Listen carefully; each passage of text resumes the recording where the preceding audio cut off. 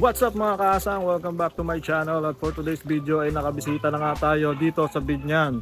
At ayun, medyo naging busy ako at ang dami kong ginawa, kaya ang tagal kong hindi nakapag-upload. Siguro mga 5 days yata ako hindi nakapag-upload.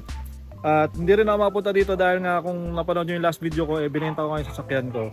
At ang problema ay ang hirap talaga ng walang sasakyan. At ayun, ang ginawa ko ay bumili ako muna ng mas murang sasakyan para may magagamit ako at makakapunta ako. Kagaya niyan, nakapunta ako dito. Dahil hindi kaya ng e-bike. Medyo malayo to, yung e-bike namin nakakaalangan na dalhin sa malalayo. So, ayun, nakakaalis na ulit ako at makakagawa na ulit ako ng mga videos at hindi na ako masyadong busy dahil nga medyo mahirap din maghanap ng sasakyan kung limited yung budget mo. At ayun, buti may nakuha akong maayos-ayos. At yun, papakita ko sa inyo yun sa susunod na video. At ngayon, pakita ko muna sa inyo yung mga isda natin dito, no, dahil nga medyo matagal akong hindi nakapunta dito at gusto kong kamustahin din yung mga alaga natin dito kung ano nga ba nangyari. So ayun guys, no, simulan na nga natin ang pag-check ng ating mga isda. So yung mga kasang, no, bibilisan lang natin dahil medyo umaambon na nga ata eh.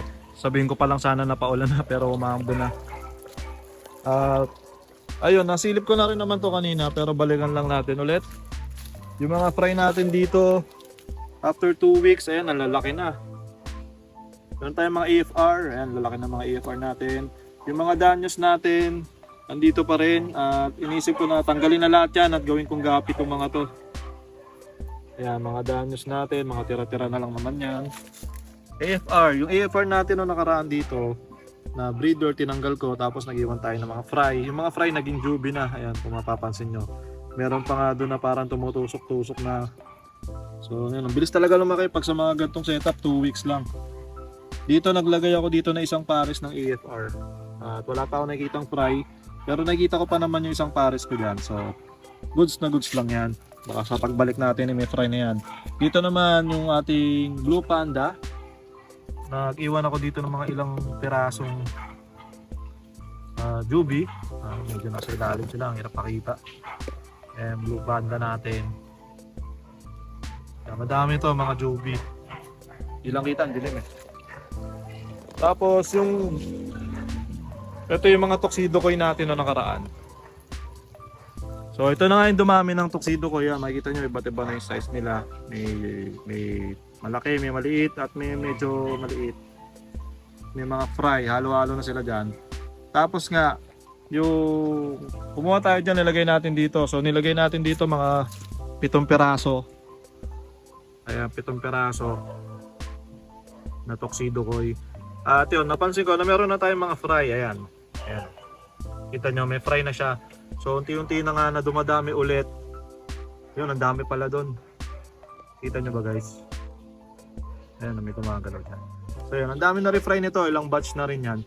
So inisip ko nga na total, ito naman yung mabilis natin paramihin. Mag-focus muna tayo dito sa ating mga tuxedo koi.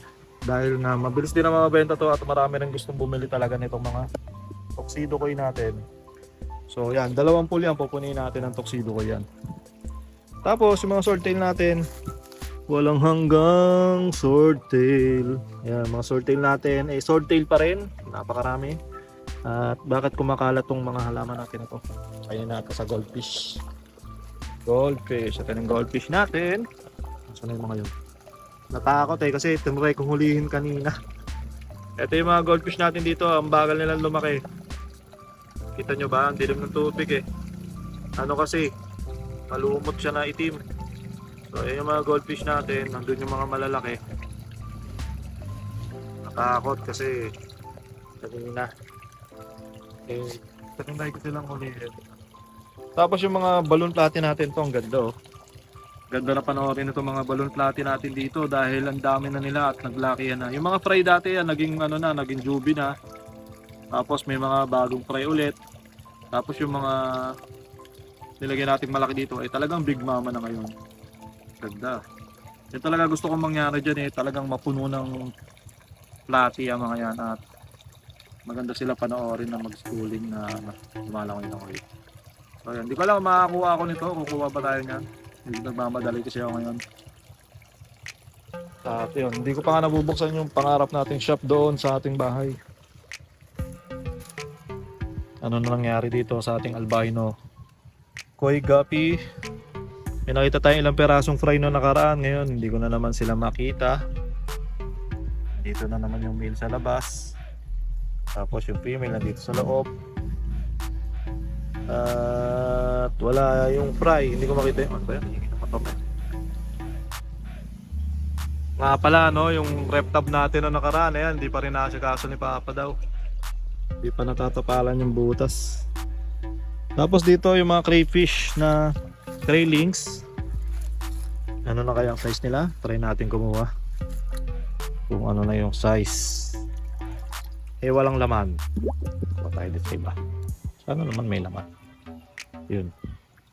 Ganyan na kalalaki yung ating mga craylings. Hindi ko alam, average lang to, no? May mas maliit pa dito, tapos may mas konting malaki pa dito. Saan ko punta? Wala, pinapakita pa eh. Ayan. Tumakas. Bibilis. Tumakas. Yan. Lalaglag naman. Mararamdaman ko na sa kamay ko eh. So yun, marami to guys, mga 100 peraso. Sana. Sana yun, hindi ako sure eh. Pero yan, mga ganyan kalalaki na sila. Wala pang 1 inch. Pero siguro mga next month eh mag 1 inch na yan. Oop. Dito naman yung HB blue natin. Wala pang nakikitang fry. At ang hirap din makita ng HB blue natin dito kasi dark yung kulay. Dark yung lalagyan, pati yung tubig eh dark. Pero nakita ko kanina yan, lumalangoy lang yung pasal dyan.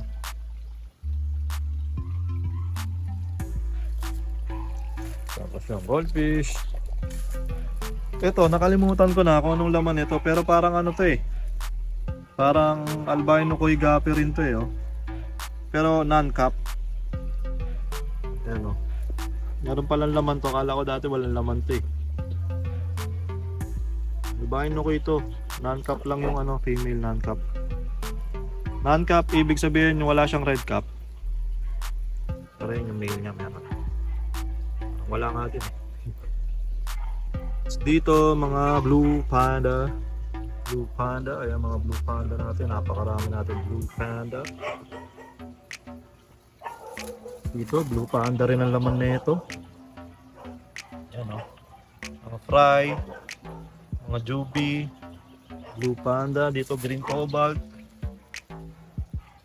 Dami ko ng green cobalt ulit. Baka pwede na tayong kumuha ulit. Green cobalt, 3 batcha to. Ito yung isa, punong-punong. Tapos dito, yung ating red balloon platinum may kasamang mga guppies. Kalat yung guppies ko dito. Napakarami kong guppies. Dito albino full red. Isang pera ko dyan. Tapos yan, madaming fry. Daming fry. At blue panda. Solid na blue panda. Ito yung unang ano ko. Yung una kong batch dito na blue panda. Ito yan. Hinahayaan ko lang kasi nandyan yung big mama eh. Big mama. Dito ay green cobalt pa rin. Ito naubos ko to dati pero ngayon madami na raw. Sabi ulit. Papa. Madami na ulit. Tapos yung crayfish natin, kumakapit yung crayfish natin. Nasa labas sila ngayon. Ito yung male. Ito yung female. Bali dalawang female yun nandito ngayon. May nagtatago pa lang.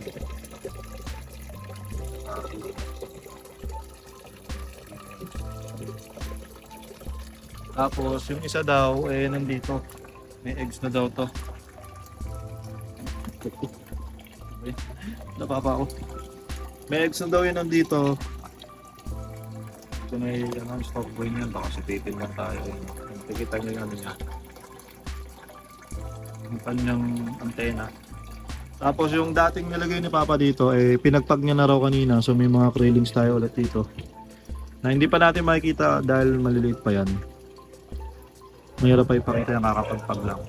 Tapos dito yung sa ano natin, sa community natin ng red balloon platy. So ayun, makikita lang natin mga fry. Ang daming fry oh. At maririnig natin ang daming aso. Ang daming aso doon sa kabila eh. May farm din yata na aso dyan.